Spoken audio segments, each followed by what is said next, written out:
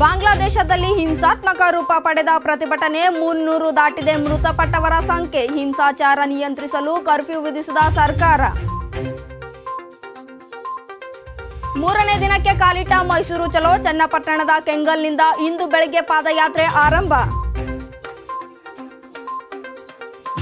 ಬೆಳಗಾವಿಯ ಪ್ರವಾಹ ಪೀಡಿತ ಪ್ರದೇಶಗಳಿಗೆ ಸಿಎಂ ಭೇಟಿ. ಮಳೆಯಿಂದ ಹಾನಿಯಾಗಿರುವ ಪ್ರದೇಶಗಳ ಅವಲೋಕನ. ಬಾಗಲಕೋಟೆ ಜಿಲ್ಲೆಯಲ್ಲಿ ಏರಿಕೆಯಾಗ್ತಿದೆ ಕೃಷ್ಣಾ ನದಿ ನೀರು. ಸೇತುವೆಗಳು ರಸ್ತೆಗಳು ಮುಳುಗುವ ಸಾಧ್ಯತೆ. ಪ್ರವಾಹದ ನೀರಲ್ಲೇ ಸ್ಥಳೀಯರ ಮೋಜು ಮಸ್ತಿ.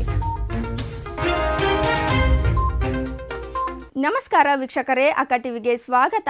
ನಾನು ಲಕ್ಷ್ಮಿ. ಮೀಸಲು ನೀತಿ ವಿರೋಧಿಸಿ ನೆರೆ ರಾಷ್ಟ್ರ ಬಾಂಗ್ಲಾದೇಶದಲ್ಲಿ ನಡೆಯುತ್ತಿರುವ ಪ್ರತಿಭಟನೆ ಹಿಂಸಾಚಾರಕ್ಕೆ ತಿರುಗಿದೆ.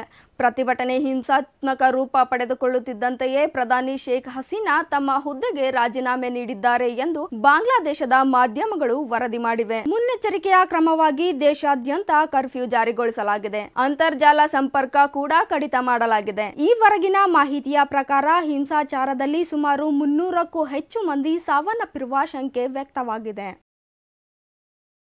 ಬಿಜೆಪಿ ಹಾಗೂ ಜೆಡಿಎಸ್ ಜಂಟಿಯಾಗಿ ನಡೆಸುತ್ತಿರುವ ಮೈಸೂರು ಚಲೋ ಪಾದಯಾತ್ರೆ ಇಂದು ಮೂರನೇ ದಿನಕ್ಕೆ ಕಾಲಿಟ್ಟಿದೆ.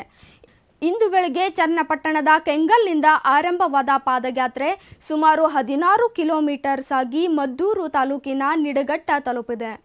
ಎರಡೂ ಪಕ್ಷಗಳ ಕಾರ್ಯಕರ್ತರು ಬಿಜೆಪಿ ಹಾಗೂ ಜೆಡಿಎಸ್ನ ಬಾವುಟವನ್ನ ಹಿಡಿದುಕೊಂಡು ಜೈಕಾರವನ್ನ ಕೂಗಿದರು.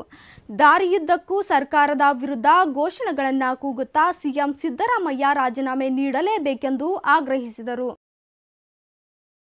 ರಾಜ್ಯದಲ್ಲಿ ಪ್ರವಾಹದಿಂದ ಸಾಕಷ್ಟು ಅನಾಹುತಗಳು ಸಂಭವಿಸಿವೆ. ಇದರ ಹಿನ್ನೆಲೆಯಲ್ಲಿ ಬೆಳಗಾವಿ ಜಿಲ್ಲೆಯ ಪ್ರವಾಹ ಪೀಡಿತ ಪ್ರದೇಶಗಳಿಗೆ ಮುಖ್ಯಮಂತ್ರಿ ಇಂದು ಭೇಟಿ ನೀಡಿದರು. ಬೆಳಗಾವಿ, ಗೋಕಾಕ್, ಕಾಗವಾಡ ಮತ್ತು ಚಿಕ್ಕೋಡಿ ತಾಲೂಕಿನ ಗ್ರಾಮಗಳಿಗೆ ಭೇಟಿ ನೀಡಿ ಪರಿಶೀಲನೆ ನಡೆಸಿದರು.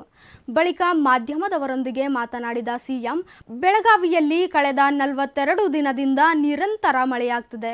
ಮುಂದಿನ ವಾರವೂ ಹೆಚ್ಚು ಮಳೆಯಾಗುವ ಮುನ್ಸೂಚನೆ ಇದೆ. ಇದಕ್ಕಾಗಿ ಕಂದಾಯ, ವಿಪತ್ತು ನಿರ್ವಹಣೆ, ಅರಣ್ಯ ಇಲಾಖೆ, ಇಂಧನ, ನೀರಾವರಿ ಸೇರಿದಂತೆ ಎಲ್ಲ ಇಲಾಖೆಗಳು ಎಚ್ಚರಿಕೆ ವಹಿಸುವಂತೆ ತಿಳಿಸಲಾಗಿದೆ ಎಂದರು.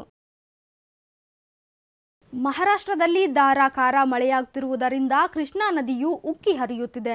ಇದರಿಂದಾಗಿ ಕರ್ನಾಟಕದ ಬೆಳಗಾವಿ ಹಾಗೂ ಬಾಗಲಕೋಟೆ ಜಿಲ್ಲೆಯ ಕೃಷ್ಣಾ ನದಿ ಪ್ರದೇಶದಲ್ಲಿ ಪ್ರವಾಹದ ಪರಿಸ್ಥಿತಿ ನಿರ್ಮಾಣವಾಗಿದೆ.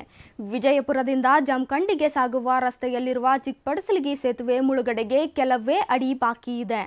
ನದಿಗೆ ಅಡ್ಡಲಾಗಿ ಕಟ್ಟಿರುವ ಬ್ಯಾರೇಜ್ ಈಗಾಗಲೇ ಸಂಪೂರ್ಣ ಜಲಾವೃತವಾಗಿದೆ. ಪ್ರತಿ ಗಂಟೆಗೂ ನೀರಿನ ಪ್ರಮಾಣದಲ್ಲಿ ಏರಿಕೆಯಾಗುತ್ತಿದ್ದು, ಮಳೆ ಇದೇ ರೀತಿ ಮುಂದುವರೆದರೆ ರಸ್ತೆ ಸಂಪರ್ಕ ಬಂದ್ ಆಗುವ ಸಾಧ್ಯತೆ ಇದೆ. ಮುನ್ನೆಚ್ಚರಿಕೆಯ ಕ್ರಮವಾಗಿ ಸ್ಥಳದಲ್ಲಿ ಪೊಲೀಸ್ ಸಿಬ್ಬಂದಿಯನ್ನ ನಿಯೋಜಿಸಲಾಗಿದೆ.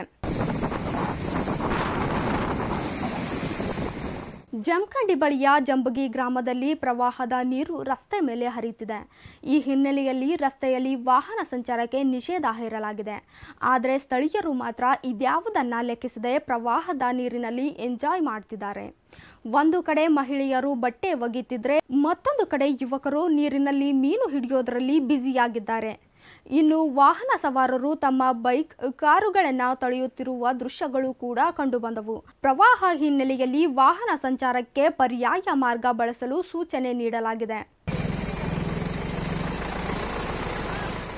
ಇವಿಷ್ಟು ಈ ಕ್ಷಣದ ಸುದ್ದಿಗಳು. ಸುದ್ದಿ ಹಾಗೂ ಮನರಂಜನೆಗೆ ಸಬ್ಸ್ಕ್ರೈಬ್ ಮಾಡಿ ಅಕ್ಕ ಟಿವಿ.